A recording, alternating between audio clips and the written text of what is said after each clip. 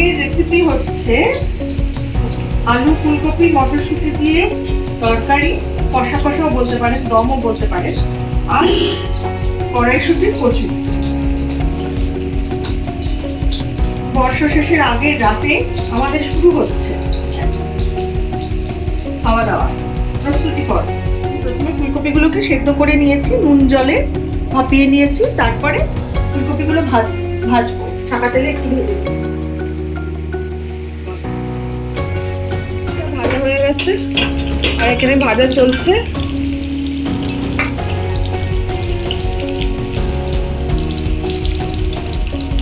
এটা হচ্ছে কি না, ফুলকপির পকোড়া হবে এখন, একটু বিকেলে চায়ের সাথে খাওয়া হবে বলে।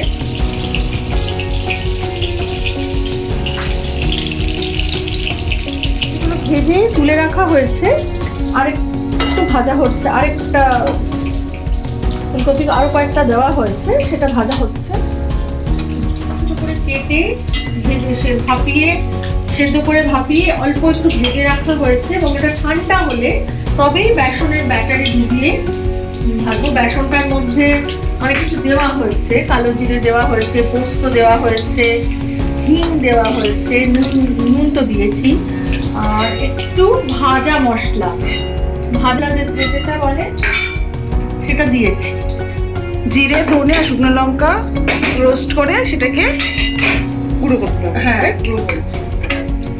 একটু গরম তেল দিয়ে নেওয়া হয়েছে ব্যাটারটার মধ্যে। আমি আরেকবার রিপিট করছি, কালো জিরে, একটু সামান্য পোস্ত, আর ভাজা মশলা, আর গরম তেল দিয়ে নিয়েছি। সোডা দেওয়া হয়নি, খাবার সোডা দেওয়া হয়নি, তার বদলে একটু গরম তেল দিয়ে নেওয়া হয়েছে। আগেও দিয়েছিলাম, তাও দিলাম। এবং ভালো করে লেফট এন্ড রাইট রোটেট করে, একবার রাইট একবার লেফট, রাইট একবার লেফট, এই করে ভালো করে ফ্যাটালে খুব ফুসফুসে হয়, ফুসফুসে হয়। যদি আপনারা একটু মনে করেন যে খাবার সোডা দেবেন, তো খাবার সোডা দিলেও দিতে পারেন। আমি আজকে দিব। এই এরকম ভাবে নিয়ে বেশ টুকটুক করে ছাড়বো, এবং তেলটা যথেষ্ট পরিমাণে গরম করে, আর এটা স্লো আঁচটা, একেবারেই স্লো, মিডিয়াম হাইতেও নয়, পুরো স্লোতেই রাখা হয়েছে।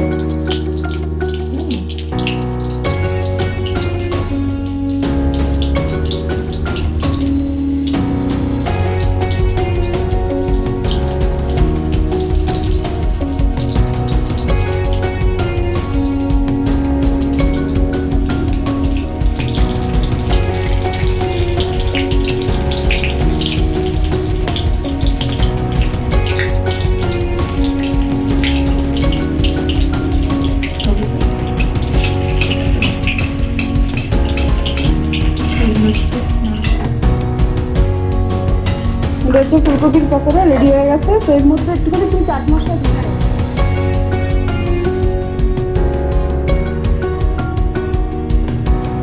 আলু ডুবো ডুবো করে কেটে রাখা আছে,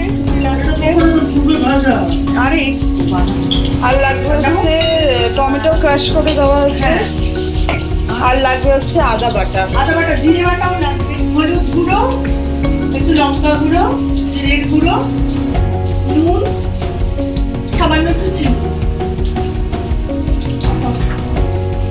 এটাই হচ্ছে। আর এটা হচ্ছে আদা বাটা, এখানে আদা বাটা দেওয়া আছে। আদা বাটাটা বার করে দেখাচ্ছি, আমি করতে পারিনি তাই। কতটা পরিমাণ মতো লাগবে বলে দিচ্ছি। এই হাফ চামচ পরিমাণ মতো, যেহেতু খুব বেশি রান্না হচ্ছে না, অল্প করবো, হাফ চামচ পরিমাণ মতো আদা বাটা লাগছে। আর এখানে কটা টমেটো দেওয়া আছে? এখানে 1.5খানা টমেটো। মানে গ্রেভিটা পাতলা হবে, মানে বেশি থকথকে হবে না। না, থকথকে হবে, কিন্তু মাখা মাখা হবে, একেবারে ঝোল হবে না। কড়াইশুঁটির কচুরি দিয়ে খাবো, তো খুব একটা ঝোল ঝোল তো হবে না, একটু মাখা দিয়েছি কড়াইতে। কি রাখবেন তো?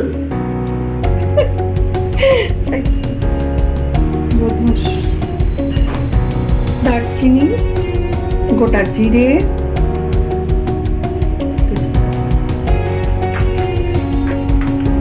তেজপাতা বুঝতে হবে তো, জিরে দিয়ে দিলাম, দারচিনি দিয়ে দিয়েছি, একটা ছোট এলাচ, দুটো লবঙ্গ, সরে যাবে,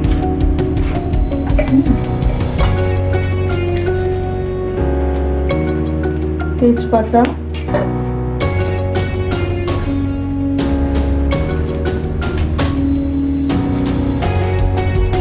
আর একটা গোটা শুকনো লঙ্কা, অপশনাল। আলুগুলো ছেড়ে দিলাম।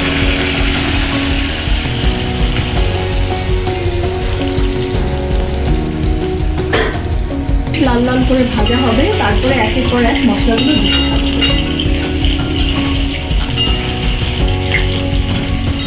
ফুলকপিটা অলরেডি আগে ভাজা হয়ে গেছে, আলুটা ভাজছে, এরপরে যে মশলাগুলো দেওয়া হবে তারপরে তোমাদের সাথে শেয়ার করে দিচ্ছি।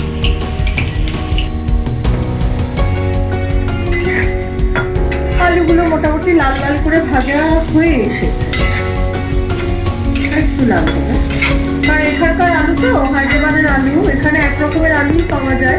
আমাদের পশ্চিমবঙ্গে যেমন চন্দ্রমুখী আলু, জ্যোতি আলু দুরকম পাওয়া যায়, তো এইখানে একরকম আলুই পাওয়া যায়, এবং সেটা না চন্দ্রমুখী না জ্যোতি, দুটোরই একটা মাঝামাঝি রূপ আছে। তো সুতরাং রান্নাটাও ওইভাবেই করতে হয়, ওটা মাথায় রেখেই করতে হয় যে কতটা ভাজবো আর কতটা কষাবো আর কতটা জল দেবো, সেইভাবেই চেষ্টা করছি।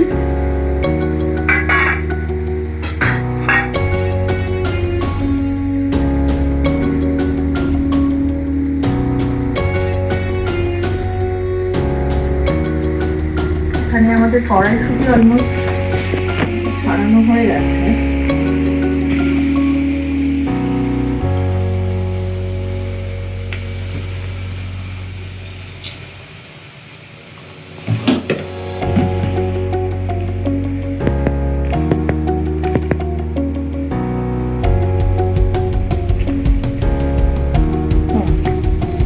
কড়াইশুঁটি ছাড়ানো শেষ। এই কড়াইশুঁটিটা রাখা হয়েছে তরকারিতে দেওয়া হবে বলে,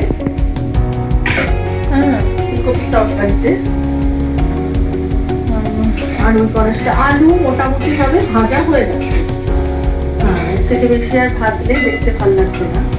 তো এবারে আঁচটাকে কমিয়ে দেবো, জাস্ট একদম যাকে বলে স্লো, এই আঁচ কমিয়ে দিলাম।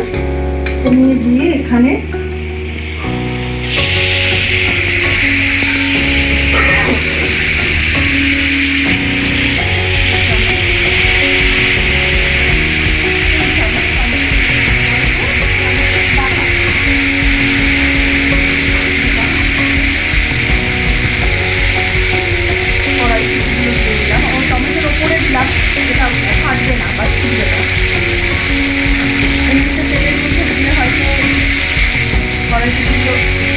ছড়িয়ে দেওয়ার চান্স আছে, এবারে মধ্যে দেবো একটু হলুদ,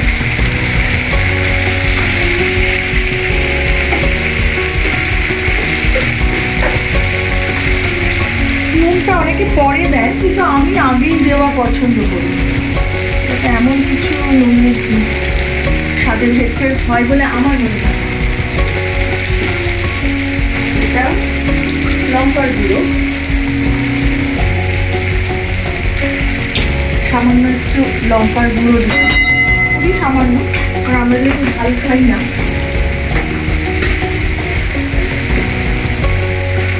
আর এটা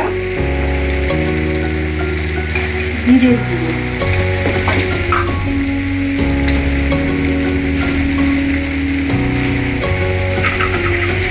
হাফ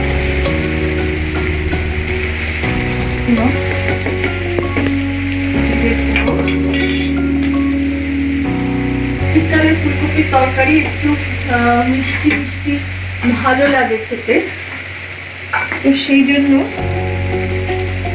চিনি এটা হাফ চামচ দিয়ে দিলাম। তো আগেই দিলাম, একদম তেলে দিতে পারলে রংটা হয়তো আর একটু ভালো আসতো, দেওয়া যখন হয়নি। এবারে ফ্লেমটাকে বাড়িয়ে দিতে হবে। এতক্ষণ ফ্লেমটা যথেষ্ট কমানো ছিল, এবারে ফ্লেমটাকে দাঁড়িয়ে দিয়ে এটা কষাতে হবে। কষে গেলে একটা সুন্দর গন্ধ আসবে।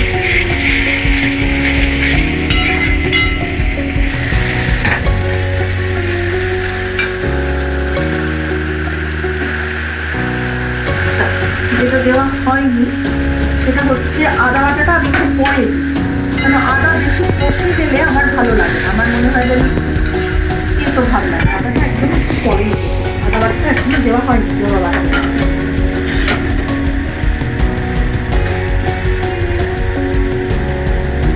মোটামুটি মশলাটা কষেই যাচ্ছে।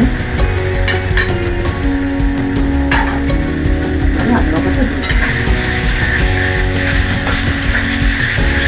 দারুণ ভালো গন্ধ বেরিয়েছে মশলাটা থেকে, কষা মশলার একটা সুন্দর গন্ধ বেরিয়েছে।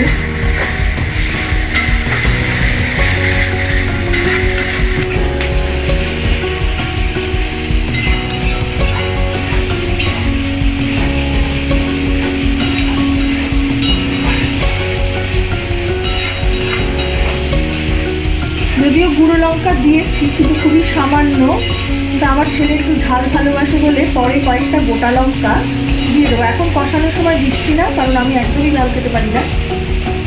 পরে ওর জন্য একটুখানি কয়েকটা কাঁচা লঙ্কা চিড়ে দিয়ে দেবো। হয়ে গেছে, মশলাটা কষানো হয়ে গেছে, তেলও ছেড়ে দিয়েছে।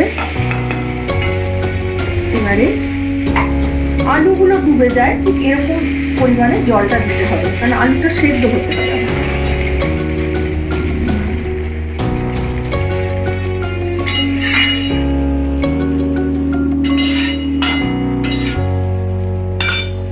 এইভাবে জলটা দিয়ে দিলাম এবং একটা মানে একটু ফুটে উঠলে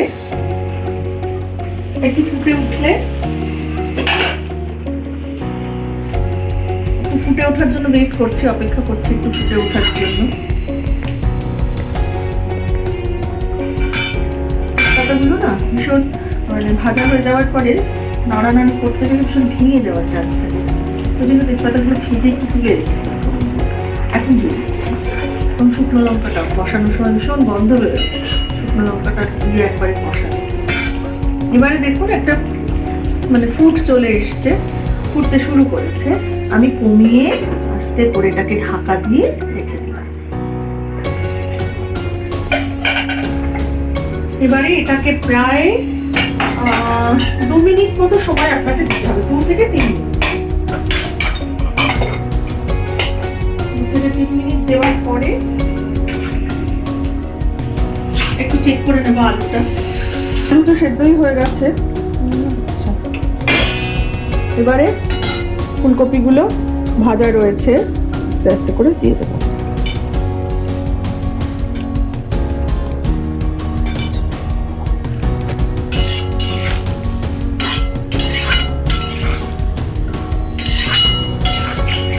It's almost done.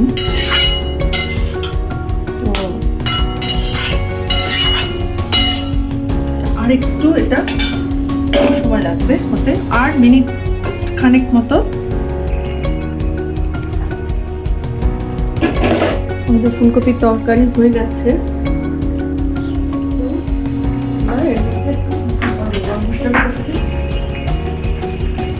বলিনি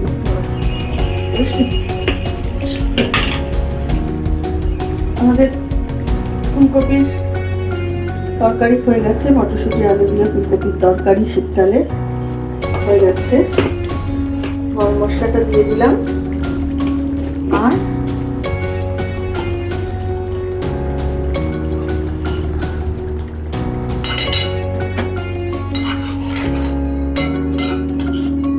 দিয়ে দিলাম, দিয়ে এটাকে রেস্ট করতে দেবো আরো 1 মিনিট।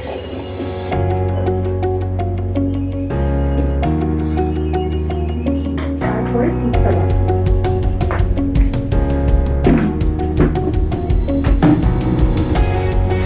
খানিকটা এর মধ্যে আটা মেশাবো, খুব সামান্য।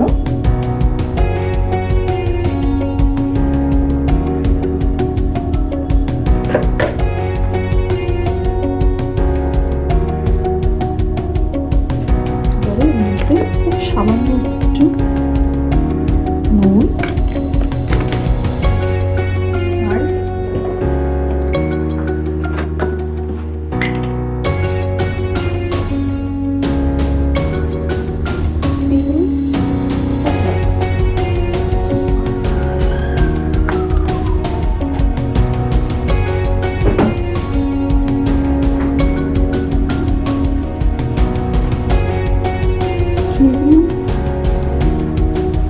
না চিনি দেব না, দরকার হবে না চিনি।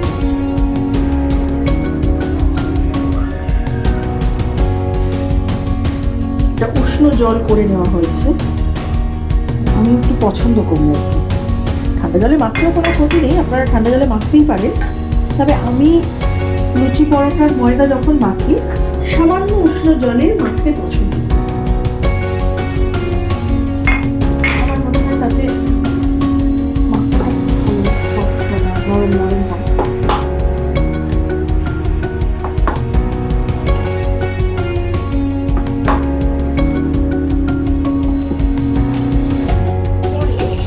এবারে বেটে নিয়েছি, কাঁচা কড়াইশুঁটিটাকে বেটে নিয়েছি ভালো করে।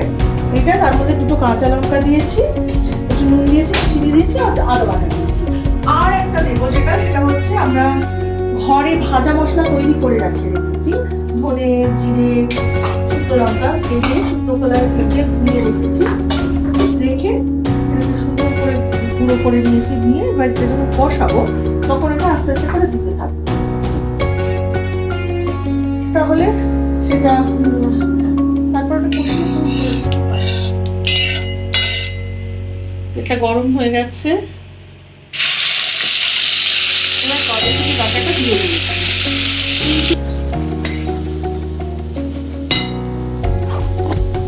এবার এই ভাজা মশলাটা একটু একটু করে দিতে হবে এটার মধ্যে।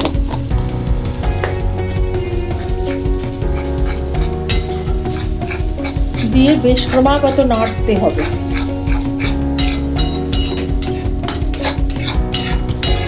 আসলে কড়াইশুঁটি যখন বাটতে হবে তখন একদম পুরো মিহি করে বাটা চলবে না, একটু দানা থাকবে, তাতে খেতে ভালো হবে। কারণ তাহলে মুখে পড়বে, কড়াইশুঁটিটা যখন ময়দার মধ্যে পুর হিসাবে ভরা হবে তখন একটু একটু মুখে পড়লে ব্যাপারটা ভাল লাগবে।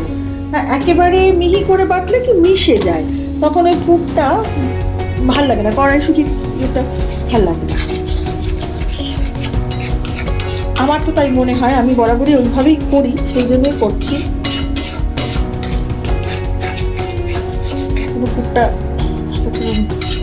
পুরো পুরটা কষে যাবে, কারণ এখন ওই নরম থাকলে ময়দার মধ্যে ভরবে না। অলমোস্ট রেডি, একদম পুরোটাই রেডি হয়ে গেছে।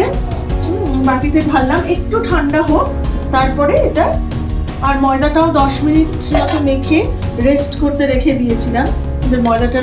ময়দাটাও হয়ে গেছে, একটু পুরটা ঠান্ডা হোক, তারপর আগে করে বুঝতে পারবে। এরকম একটা বাটি করে নিতে হবে,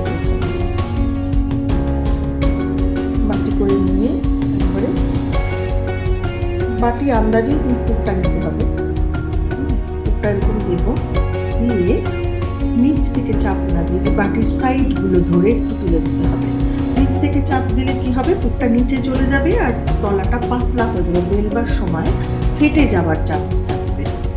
এটা যাতে না ফাটে সেই জন্য ওইভাবে নিয়ে মুখগুলো বন্ধ করে নিয়ে এইভাবে একটু পেঁচে আস্তে করে চেপটে দিতে হবে।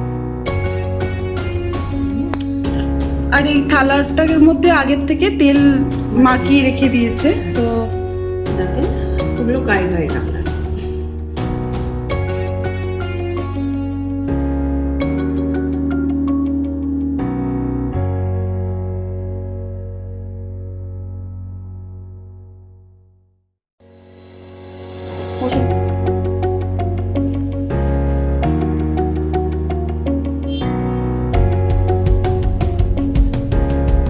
কচুরিগুলো বেলা হয়ে গেছে, এবার একটু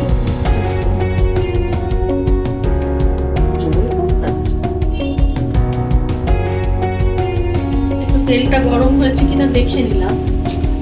তেল গরম হলে এটা উপরে উঠে চলে আসবে, এখন হয়নি, একটু বাকি আছে।